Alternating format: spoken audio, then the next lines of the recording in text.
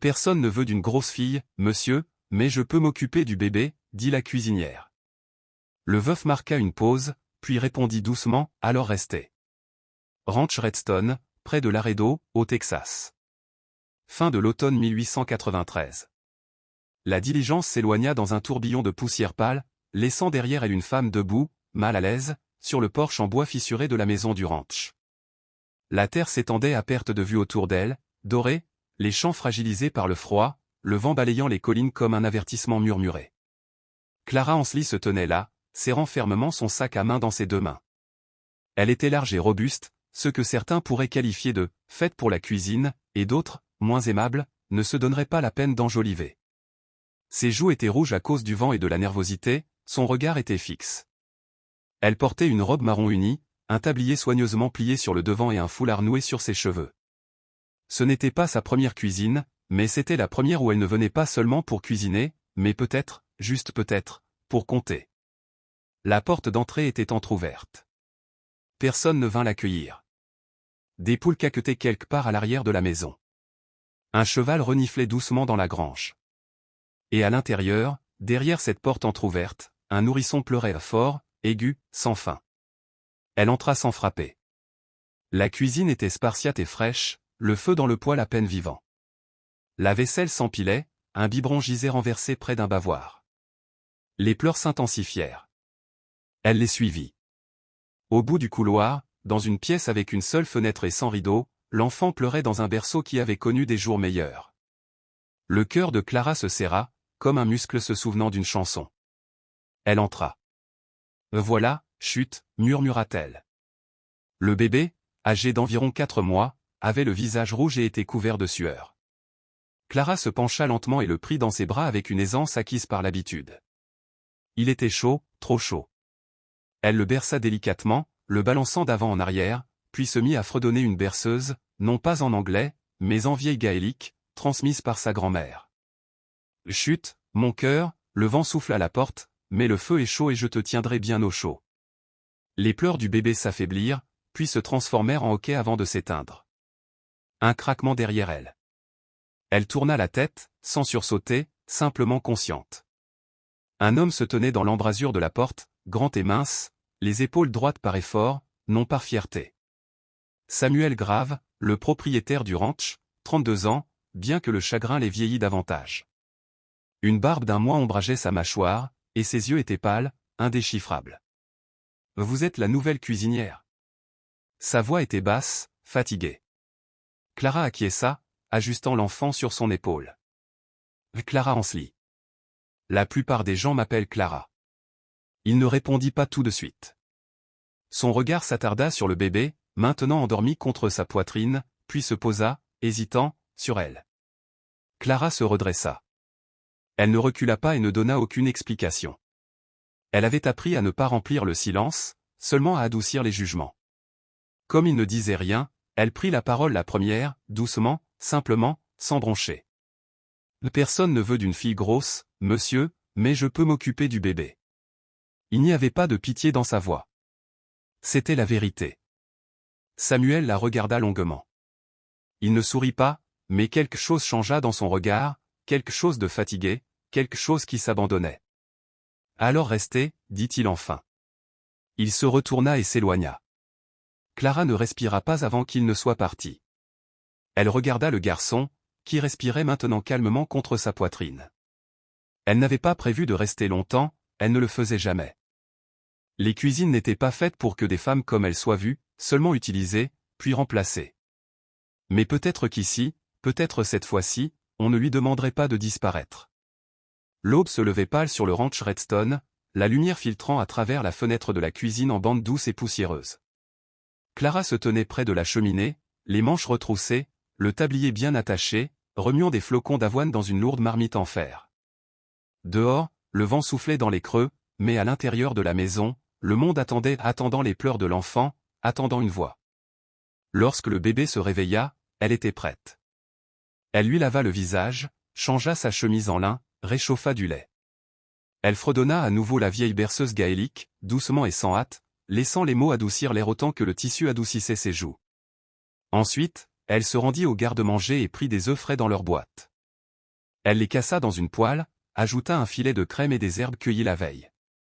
Le parfum se répandit, beurre, œufs, thym. Il emplit la cabane. Dans la salle à manger, la table était dressée et l'odeur du petit déjeuner flottait dans l'air, mais une seule place était attendue. Clara ne prit pas place en face de Samuel grave. Elle ne le faisait jamais avec lui. Elle glissa discrètement les assiettes au personnel, prit son repas dans le coin près de la fenêtre et tourna le dos aux chants qu'elle ne connaissait pas encore. Samuel entra après le repas, ses bottes craquant sur les planches du sol. Il laissa un bout de papier sur le comptoir de la cuisine. Nourrit le bébé à 11 heures. Vérifie le coin de la clôture derrière la grange. Nous avons perdu 3 veaux. Il partit avant qu'elle n'ait pu répondre. Cela devint une habitude. Clara cuisinait avec soin. Elle lavait, balayait, étendait des couvertures chaudes, et chaque fois, elle trouvait un mot plutôt qu'un bonjour, une tâche plutôt qu'une question. Elle les acceptait. Elle ne demandait pas pourquoi elle n'était jamais invitée à dîner ou à s'asseoir près du feu le soir. Dans les pâturages, les ouvriers du ranch discutaient. J'ai entendu dire que Grave avait engagé une nourrice. Ma parole, elle est bâtie comme une bête. Elle est assez grande pour cacher des sacs de nourriture sous sa robe. Et le maître, que veut-il, une cuisinière ou une maman? Vous voyez comment il la regarde? Les rires suivaient leurs bottes jusqu'au corral. Clara entendait ces murmures. Quand quelqu'un s'arrêtait pour la dévisager, elle croisait son regard pendant une seconde, puis continuait son chemin. Elle avait appris depuis longtemps que le silence valait mieux que la colère. Elle ne portait pas la honte. Elle portait le devoir. Un après-midi, le bébé était allongé sur le sol à côté de sa chaise haute, gazouillant devant un bloc de bois. Clara venait de finir de cuisiner. Un pain au raisin tout frais sortait du four, les rempli de l'odeur sucrée de la cannelle et de la chaleur. Elle en enveloppa un petit morceau dans du lin et se rendit dans la chambre de Samuel. Là, elle le déposa sur le seuil avec une note écrite de sa main soignée, c'est à la myrtille. Le bébé aimait l'odeur. Elle se retourna et partit sans frapper. Ce soir-là, Samuel rentra plus tard que d'habitude. La table était dressée, les bougies scintillaient, mais sa chaise était vide. Clara servit quand même. Elle ne regarda pas son arrivée et n'attendit pas son approbation. Elle servit en silence, puis se retira dans son coin une fois les assiettes débarrassées. Le lendemain matin, le pain avait disparu. Le linge était soigneusement plié. Pas un mot, pas de réponse, mais l'absence de rejet en disait plus long que des remerciements. Clara continua sa routine, les tâches matinales, les pleurs du bébé, la pâtisserie, l'attente. Pourtant, quelque chose de subtil prit racine. Elle ne sursautait plus lorsque sa manche effleurait la table, n'hésitait plus devant la porte de Samuel. Elle se déplaçait avec une assurance tranquille. Dehors, les ouvriers du ranch le remarquèrent. Là elle fait encore du pain, dit l'un d'eux. Et il le mange, répondit un autre. Ils la regardèrent, et pour une fois, leurs yeux exprimaient du respect plutôt que du mépris.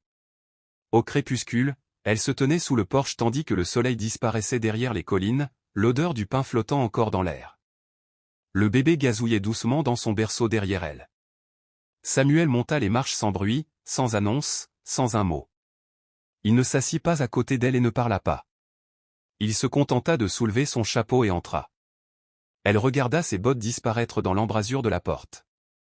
Sur la table à côté d'elle se trouvait le bol de pain, à moitié vide, son cadeau avait été accepté en silence, mais accepté néanmoins. Il avait plu tous les jours cette semaine-là, transformant les chemins autour du ranch Redstone en une boue épaisse et collante. Le ciel était bas et gris, du genre à vous peser sur les os et à vous murmurer, restez à l'intérieur. Mais Clara avait un poulailler à surveiller et un bébé dans les bras. Elle sortit par la porte arrière, une main tenant le garçon près de sa poitrine, l'autre agrippant le bord de sa jupe. Ses pieds s'enfonçaient dans la boue, nus et silencieux, tandis qu'elle se déplaçait prudemment dans le poulailler. La boue aspirait ses semelles, froide et impitoyable. Ses cheveux s'étaient échappés de leur attache, des mèches collées à ses joues. L'ourlet de sa robe était trempé et sombre, mais son visage ne montrait que de la concentration, les yeux fixés sur les poules, l'enfant et le petit rythme des soins que personne d'autre ne remarquait. Samuel arriva du côté de la grange, un seau en bois à la main.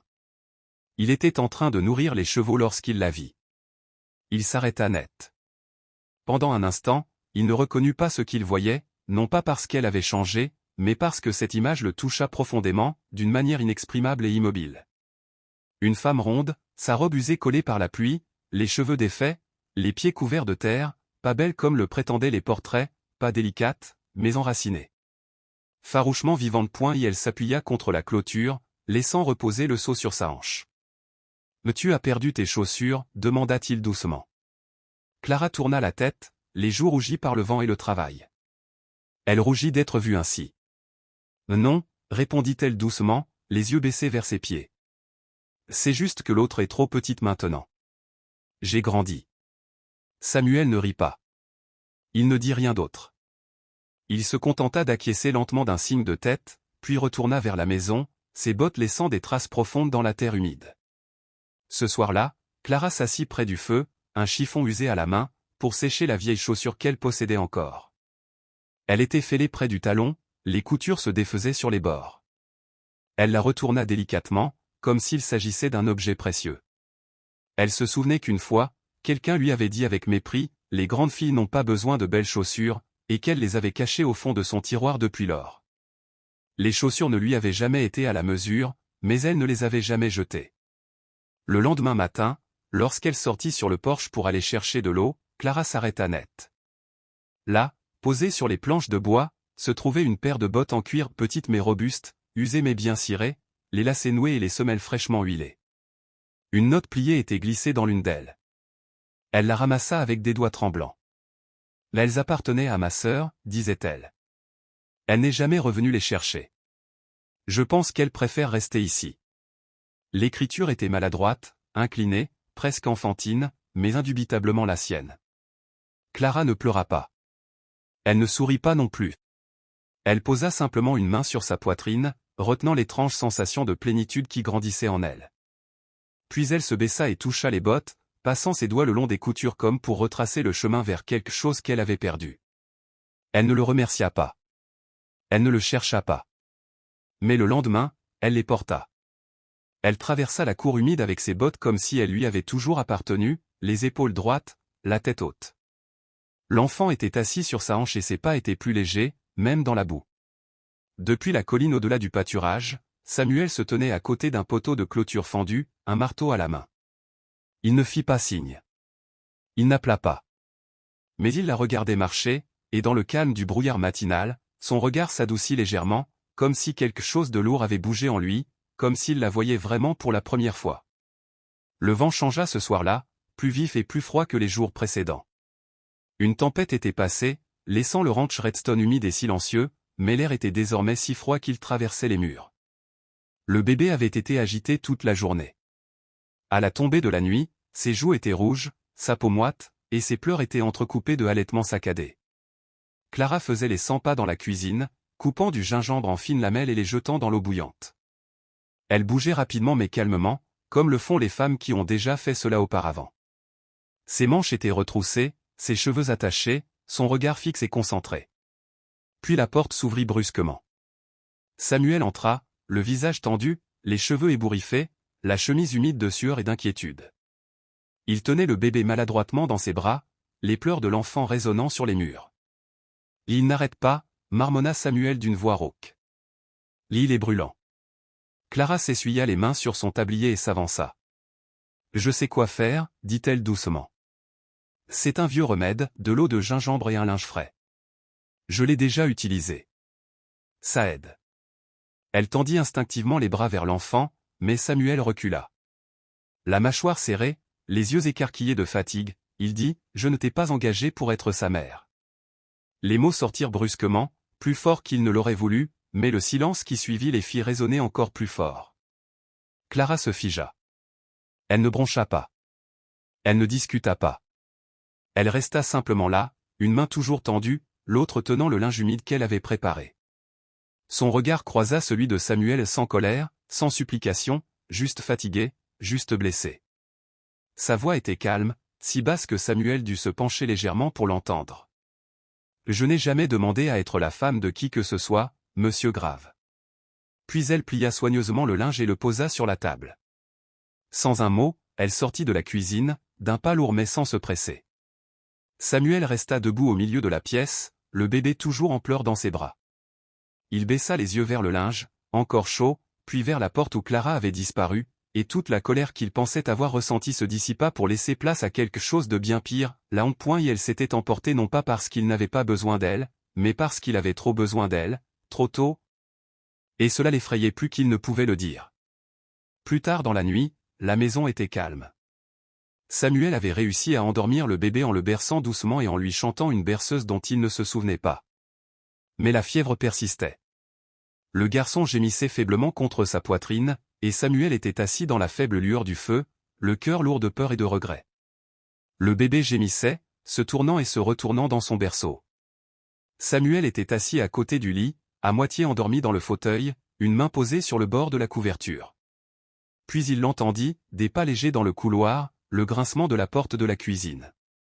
Il ne bougea pas, se contentant d'écouter. La cuisinière tinta, de l'eau coula, des herbes bruissèrent. Quelques minutes plus tard, quelque chose se posa près de la porte. Samuel se leva et l'ouvrit doucement. Là, sur le sol, se trouvait un petit bassin en bois rempli d'eau bouillante et d'herbe. Une serviette pliée reposait à côté, soigneusement trempée et essorée. Pas de mots, pas de coup à la porte. Il regarda dans le couloir, la porte de Clara était fermée, sa lampe éteinte. Il s'accroupit, ramassa la serviette et retourna vers le bébé.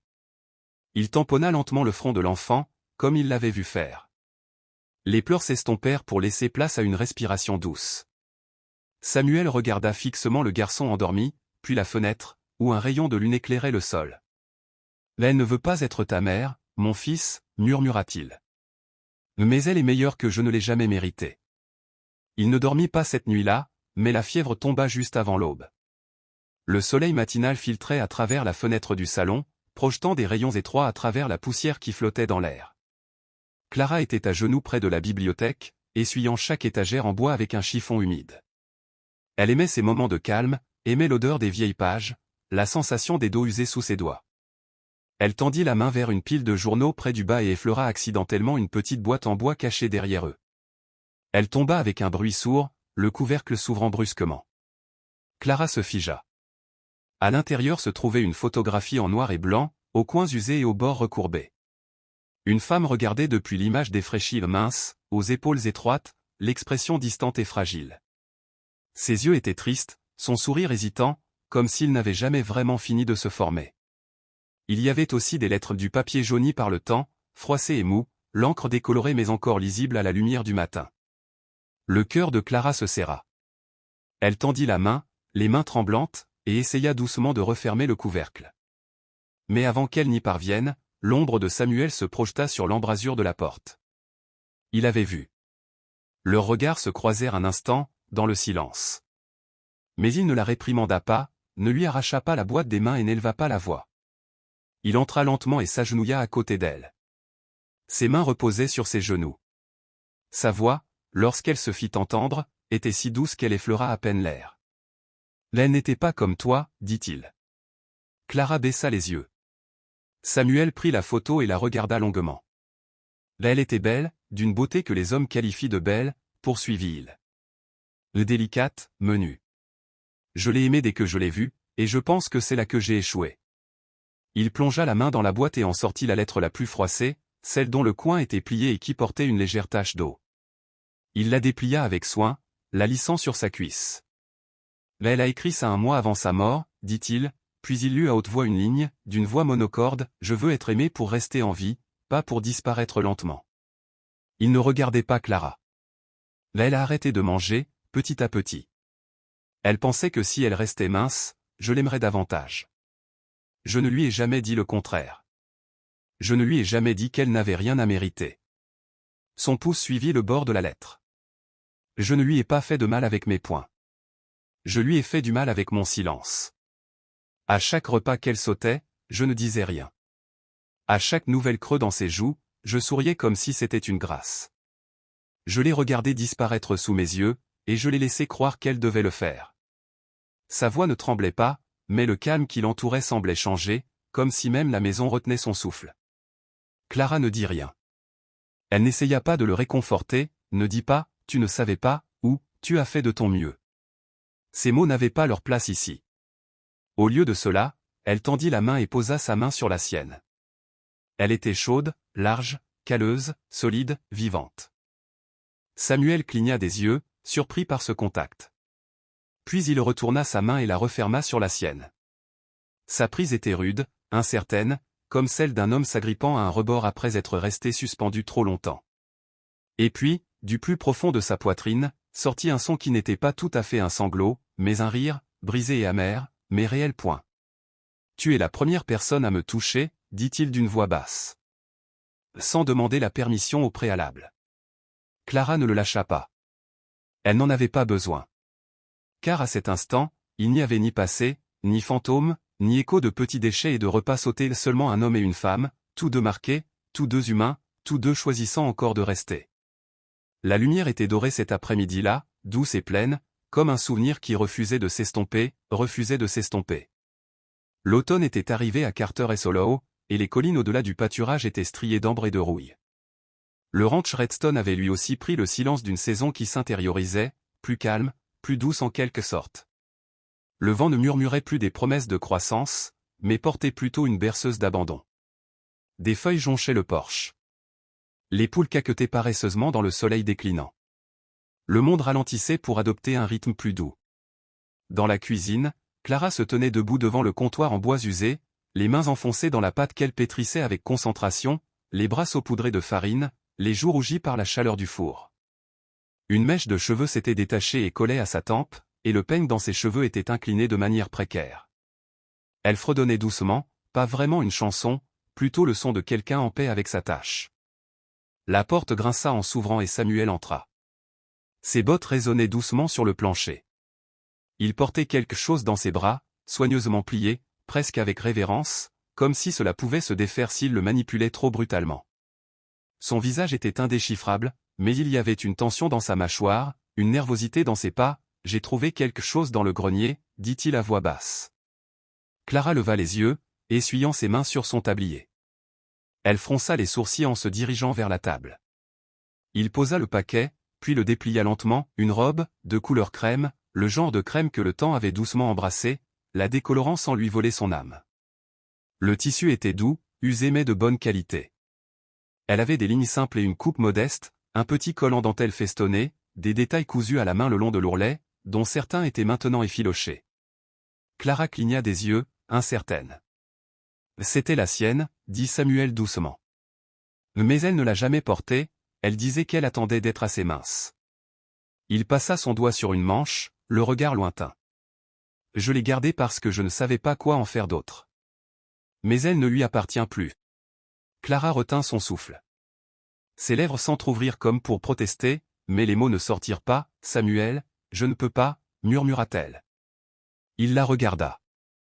Il la regarda vraiment, pas à travers elle, ni autour d'elle, mais en elle. « Je l'ai raccommodée, dit-il. Mes coutures ne sont pas parfaites. Tu verras les coutures. » Elle laissa échapper un petit bruit, mi-incrédule, mi-émerveillé. Et je me suis dit que c'était peut-être ça l'important. Il s'approcha, sans précipitation, sans insistance, juste assez près. Parce que tu es la seule à n'avoir jamais demandé à être plus petite, la seule à porter ses cicatrices comme une preuve de vie, et non comme une honte. Il fit une pause, puis ajouta, presque dans un murmure, tu es la seule que cette robe attendait.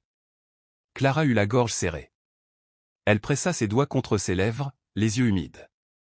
Les larmes ne coulaient pas de manière dramatique, elles venaient comme une pluie printanière, douce, inattendue, apaisante. Elle ne dit rien. Elle tendit la main, effleura le tissu du bout des doigts, puis le porta à sa poitrine et le tint là, comme s'il lui avait toujours appartenu. Plus tard, lors de la fête des moissons, les habitants de la ville se rassemblèrent sous des guirlandes de lanternes et des banderoles colorées. La musique flottait dans l'air frais. Les enfants couraient entre les bottes de foin. L'odeur des pommes et de la cannelle flottait partout. Et elle était là, Clara, vêtue d'une robe couleur crème, visiblement raccommodée, portée avec amour. Elle ne lui allait pas comme une robe faite pour être montrée. Elle lui allait comme une robe faite pour la vérité, sa vérité. Une femme qui ne reculait devant personne. Elle portait le fils de Samuel sur sa hanche.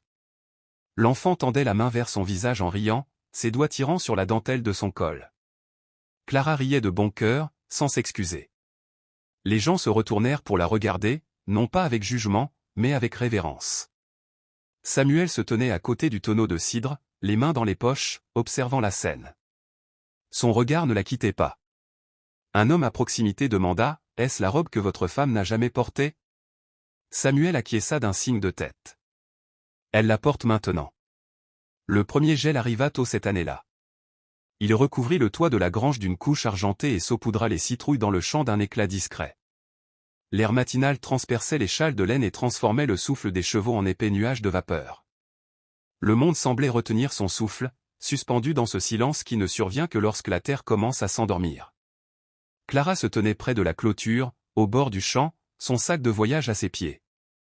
La robe couleur crème avait été pliée et laissée sur le lit, lissée avec soin, comme si elle ne voulait pas froisser le souvenir qu'elle portait. Aujourd'hui, elle portait son vieux manteau, celui qui était rapiécé au coude et auquel il manquait un bouton près du col. Il la protégeait à peine du froid, mais il lui était familier, et c'était ce qui comptait le plus ce matin-là. Samuel avait su que quelque chose n'allait pas dès qu'il s'était réveillé et avait vu que le berceau du bébé était vide. Clara l'avait nourri, l'avait emmitouflé dans la douce couette qu'elle avait cousue elle-même et avait laissé l'enfant endormi dans un panier près de la cheminée, au chaud et en sécurité. Il la trouva alors qu'elle serrait la sangle en cuir de son sac.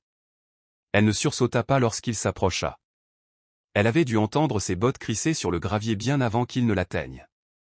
Elle se tourna lentement vers lui, les yeux rouges mais secs, l'expression calme.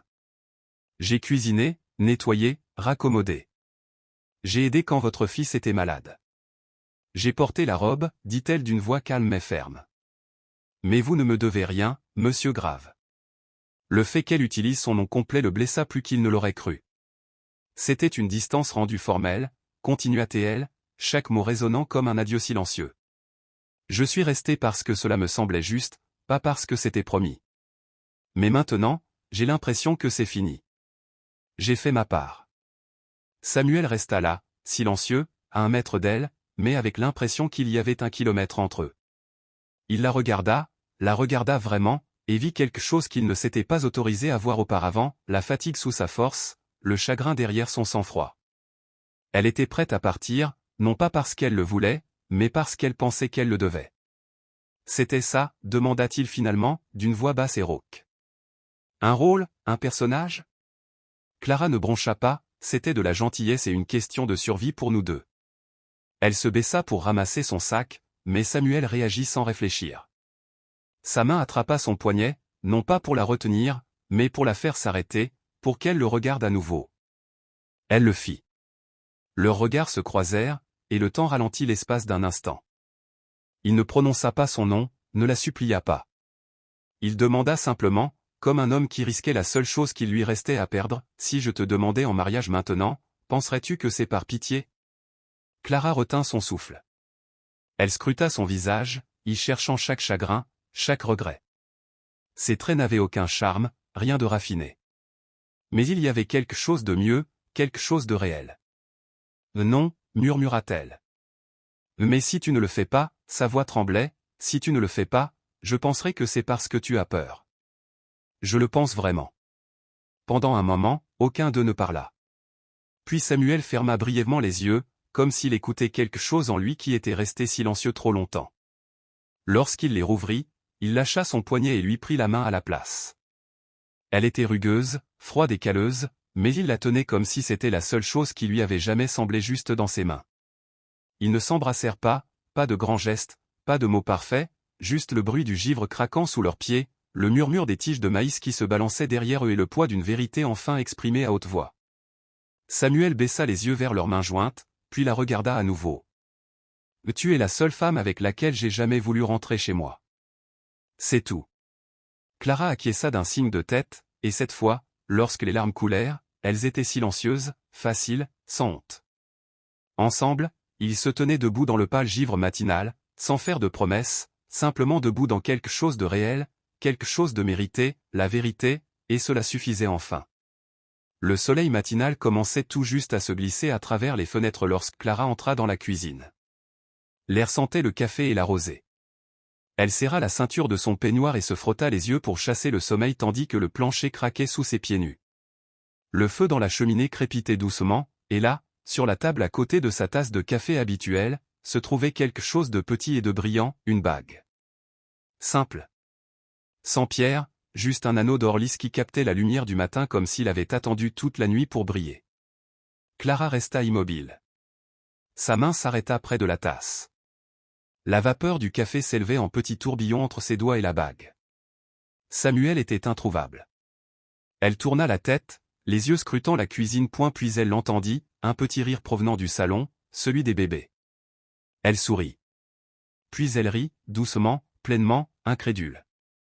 Elle ramassa la bague, la fit tourner dans sa main, puis la remit soigneusement à sa place, s'assit et but une gorgée de café. Lorsque Samuel entra, le bébé sur la hanche, elle ne leva pas les yeux au début. Il se tenait debout, mal à l'aise, passant le garçon d'un bras à l'autre. « Tu n'as rien dit » marmonna-t-il. « Si, j'ai dit quelque chose » répondit Clara, tout en continuant à siroter son café. « Mais tu n'étais pas dans la pièce. » Samuel haussa un sourcil. « Les » dit-elle en repoussant la bague vers lui, un large sourire aux lèvres, « je t'épouserai, si tu promets de faire la vaisselle après le mariage. » Samuel cligna des yeux, puis sourit plus largement qu'il ne l'avait fait depuis des années. « C'est ça. C'est ça. » Il installa le bébé dans sa chaise haute, contourna la table et ramassa la bague. Il s'agenouilla, non pas parce que la tradition l'exigeait, mais parce que cela la faisait rire à nouveau, et il aimait ce son plus que n'importe quel hymne. Il glissa la bague à son doigt, ses grandes mains rugueuses tremblant légèrement. Elle lui allait parfaitement. Plus tard dans la journée, la maison était pleine d'animation et de sérénité. Clara remuait une casserole sur la cuisinière en fredonnant une vieille mélodie douce. Samuel était assis par terre à côté du berceau, laissant le bébé ramper sur ses jambes, riant quand de petits doigts tiraient sur sa barbe. Le soleil pénétrait par la fenêtre et se reflétait sur la bague en or à la main de Clara alors qu'elle s'essuyait le front avec le dos de celle-ci. Elle ne le cachait pas, ne bronchait pas, car désormais, il était à elle. Pas seulement la bague, mais aussi la vie qui allait avec. Pas de dentelle, pas de chapelle, juste une femme aux mains fortes et à la voix douce, un homme qui avait appris à parler avec douceur, et un enfant qui grandirait sans jamais douter de la forme que pouvait prendre l'amour. La maison ne résonnait plus du vide. Elle était remplie d'un bruit tranquille, de cuillères en bois, de rires, de respiration, de pas les sons de quelque chose qui grandissait, et la voix qui racontait l'histoire, douce comme le vent dans les blés, disait ceci, dans un pays de poussière et de silence, il n'avait pas choisi la plus jolie femme, mais celle qui était restée, qui chantait, qui tenait le bébé dans ses bras pendant la tempête. Et à Carter et Solow, sous un ciel aussi vaste que la mémoire, ils ont commencé quelque chose qui n'avait pas besoin de vœux pour être vrai. Si cette histoire a touché votre cœur, si vous croyez que l'amour n'est pas une question de perfection, mais de présence, de patience et d'une tasse de café partagée le matin, alors ne partez pas simplement vers le coucher du soleil. Restez un moment. Dites-nous dans les commentaires quel moment vous a brisé ou vous a guéri. Et si vous êtes attiré par les histoires où la poussière rencontre la dévotion, où le Far West n'était pas seulement sauvage mais profondément humain, cliquez sur le bouton « Hype ». Abonnez-vous à Wild West Love Stories et chevauchez avec nous chaque semaine, là où les balles ont manqué leur cible, mais pas les cœurs.